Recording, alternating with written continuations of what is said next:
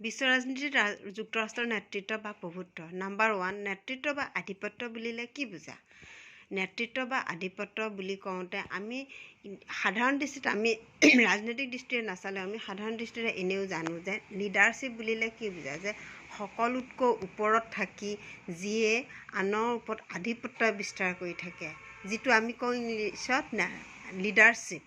যিকোনো দলতে হওক বা যিকোনো এটা গোটতে হওক এজন মুখ্য থাকে নাই, তাক আমি নেতৃত্ব বা নেতৃত্ব দিয়া বুলি কওঁ, তেওঁৰ তলত বাকীসকল থকা বুলি কওঁ। এতিয়া ৰাজনীতিত নেতৃত্বটো হৈছে অলপ বেলেগ অৰ্থ। তাৰ অৰ্থটো হৈছে, চোৱা, যে মই নোটটো লিখিছোঁ যে নেতৃত্ব বা আধিপত্য বুলিলে কি বুজা?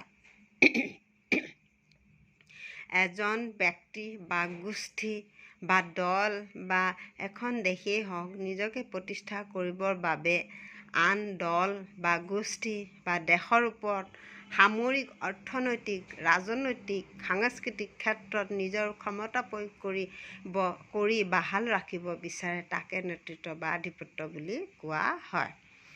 সেইটোৱে ক'লোঁ যে ব্যক্তিয়ে হওক বা গোষ্ঠীয়ে হওক বা দলেই হওক বা এখন দেশেই হওক, চোৱা, এজন ব্যক্তিয়ে কেতিয়াবা আনজন ব্যক্তিৰ ওপৰত থাকিব বিচাৰে, নেতৃত্ব দি থাকিব বিচাৰে, বা গোষ্ঠীয়ে হওক বা কেতিয়াবা চাবা কেইবাটা দলৰ মাজতো কোনোবা এটা দলে সকলোতকৈ বেছি দেখাব বিচাৰে, বা এখন দেশে আন এখন দেশৰ ওপৰতো নিজৰ বিভিন্ন ক্ষমতাৰ জৰিয়তে আন এখন দেশক তলত ৰাখিব বিচাৰে, যিটো কয় আধিপত্যৰ মানে ওপৰত থকা আৰু আধিপত্যৰ জৰিয়তে অন্য এটা ক্ষমতাক কি কৰিব খোজে, যে তলত ৰাখিব খোজে।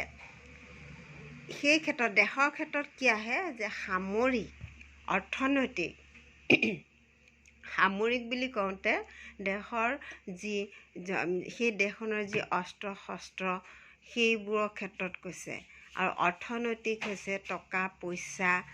টকা পইচা সেইবোৰ সম্পদৰ ক্ষেত্ৰত কৈছে। ৰাজনৈতিক হৈছে ৰাজনীতিক ব্যৱস্থা, যিবোৰ ৰাজনৈতিক দল, ৰাজনৈতিক ক্ষেত্ৰত বিভিন্ন প্ৰতিষ্ঠান, চৰকাৰ, সেইবোৰৰ কথা কৈছে।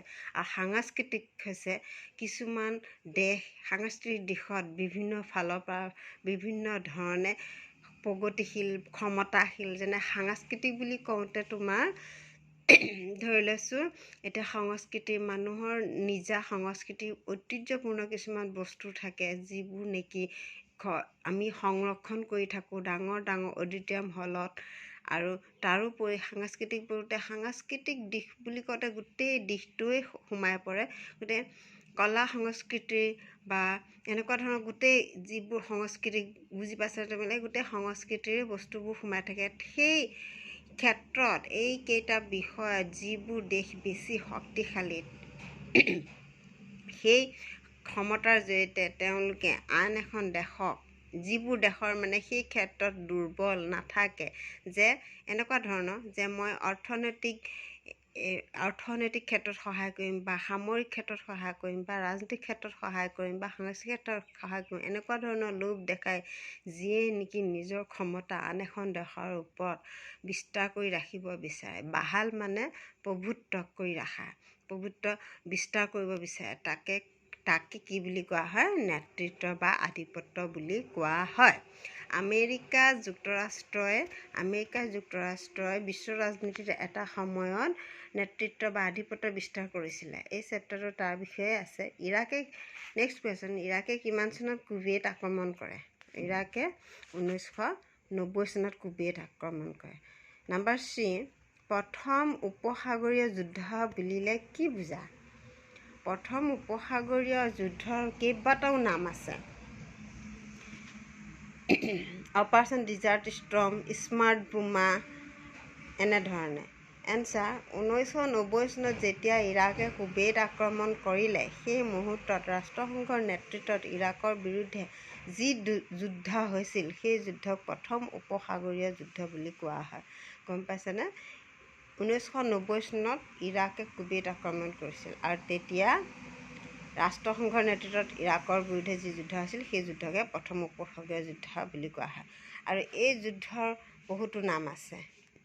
অপাৰেশ্যন ডিজাৰ্ট ষ্টৰ্ম, প্ৰথম উপসাগৰীয় যুদ্ধ, স্মাৰ্ট বোমা।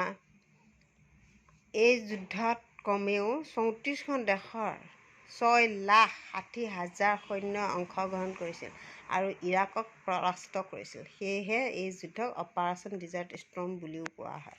কি বুলি কোৱা হয়? প্ৰথম উপসাগৰীয় যুদ্ধ বুলিও কোৱা হয় আৰু অপাৰেশ্যন ডিজাৰ্ট ষ্টৰ্ম বুলিও কোৱা হয়।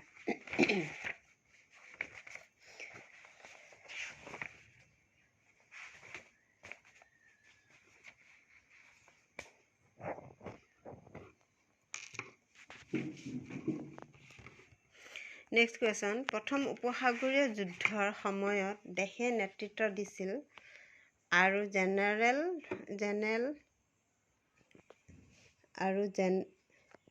জেনেৰেলজনৰ নাম কি আছিল?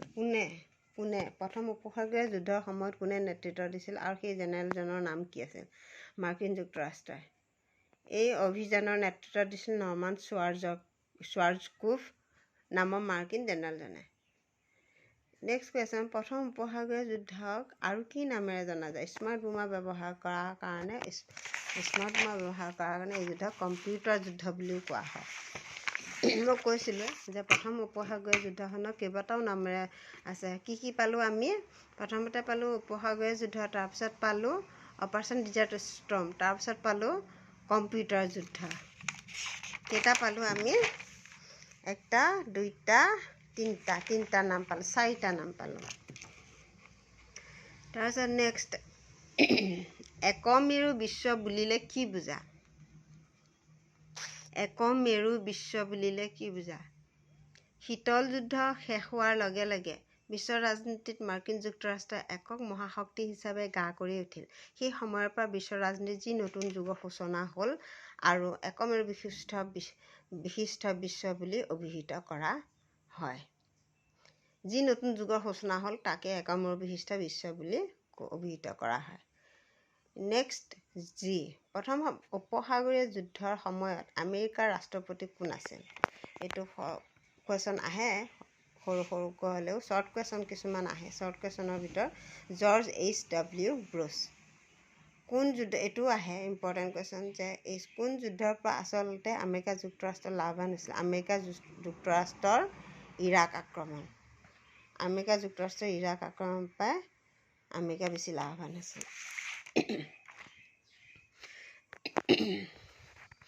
আৰু এইটো কুৱেশ্যন নেক্সট, এইটো এটা অকণমান লং কুৱেশ্যন নহয়, ঠিক এইটো পৰীক্ষাত আহিলে 4 নম্বৰ আহে, খুব বেছি 4 নম্বৰ, তাতকৈ বেছি নাহে। লং কুৱেশ্যন বুলি কওঁতে 6 মাৰ্কছ আহে, কিন্তু এইটো 4 মাৰ্কছ, কেতিয়াবা 2 মাৰ্কছ আহে। তথাপিও এইটো ইম্পৰ্টেণ্ট কুৱেশ্যন আহে, মাজে মাজে অহা দেখিছোঁ।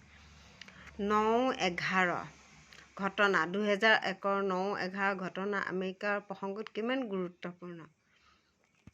এনচাৰ, 2001 চনৰ 11 ছেপ্টেম্বৰ তাৰিখে আৰৱৰ বিভিন্ন দেশৰ পৰা অহা 19জন অপহৰণকাৰীয়ে আমেৰিকাৰ 4খন বাণিজ্যিক আকাশীযান নিজৰ কৰায়ত্বলৈ আনি 2খন আকাশীযানে গুৰুত্বপূৰ্ণ বঙলা বিশ্ব বাণিজ্য কেন্দ্ৰ ৱৰ্ল্ড ট্ৰেড চেণ্টাৰ বোমাবৰ্ষণ কৰি সমস্ত কেন্দ্ৰটো ধ্বংস কৰে। তৃতীয়খন আকাশীযানে এৰিংটন ভাৰ্জিনিয়াত থকা আমেৰিকাৰ প্ৰতিৰক্ষা বিভাগৰ প্ৰধান কাৰ্যালয়ত পেণ্টাগনত বোমাবৰ্ষণ কৰে।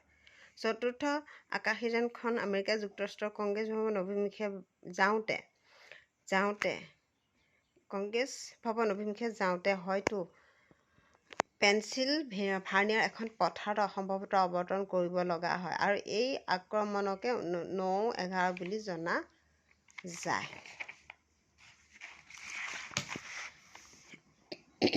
এইটো এটা শ্বৰ্ট কুৱেশ্যন, কেইবাবাৰো পেপাৰত আহিছে। মই চনকেইটা লিখা নাই, নেক্সট নোটছবোৰত মই চনবোৰ লিখি দিম, কোনটো চনত কোনটো আহিছে, সেইটো পাহৰি গৈছোঁ মই। নেক্সট কুৱেশ্যন, কিদৰে আধিপত্য অতিক্ৰম কৰিব পাৰি? শ্বৰ্ট কুৱেশ্যন, 2 মাৰ্কছৰ আহে সচৰাচৰ। ডাঙৰ আৰু শক্তিশালী ৰাষ্ট্ৰসমূহৰ মাজত মিত্ৰতা গঢ়ি তোলা। আৰু 2 নম্বৰ, আধিপত্যৰ বাহিৰে জনমত আৰু সচেতনতা সৃষ্টি কৰা। বেচৰকাৰী সংগঠনসমূহৰ সক্ৰিয় ভূমিকা পালন। 3 নম্বৰ, বেচৰকাৰী সংগঠনসমূহৰ সক্ৰিয় ভূমিকা পালন। বিশ্ব ৰাজনীতিত, নেক্সট কুৱেশ্যন, বিশ্ব ৰাজনীতিত আমেৰিকাই চলোৱা 2টা আধিপত্যৰ নাম লিখা। এনচাৰ 2003 চনত বিশ্ব জনমতক আওকাণ কৰি আমেৰিকাই ইৰাকত কৰা আক্ৰমণ। 3 নম্বৰ, প্ৰথম উপসাগৰীয় যুদ্ধত আমেৰিকাই গ্ৰহণ কৰা ভূমিকা। এইখিনি আছিল আজিৰ কাৰণে, ইমানেতে ৰাখিলোঁ। নেক্সট ভিডিঅ'ত মই আকৌ নেক্সট চেপ্টাৰ এইটো হৈছে বিশ্ব ৰাজনীতি পাৰ্ট 1 মই দি দিলোঁ, কিন্তু পাৰ্ট 2হে মই পঢ়াই আছিলোঁ আচলতে। বাৰু পাৰ্ট 1 এইটো চেপ্টাৰ হৈ যোৱা নাই, আৰু আছে। নেক্সট স্বাধীনতা ভাৰতৰ ৰাজনীতিৰ চেপ্টাৰটো পঢ়াই আছিলোঁ, তাৰ জাতি নিৰ্মাণৰ প্ৰত্যাহ্বানসমূহ মই আলোচনা কৰিম।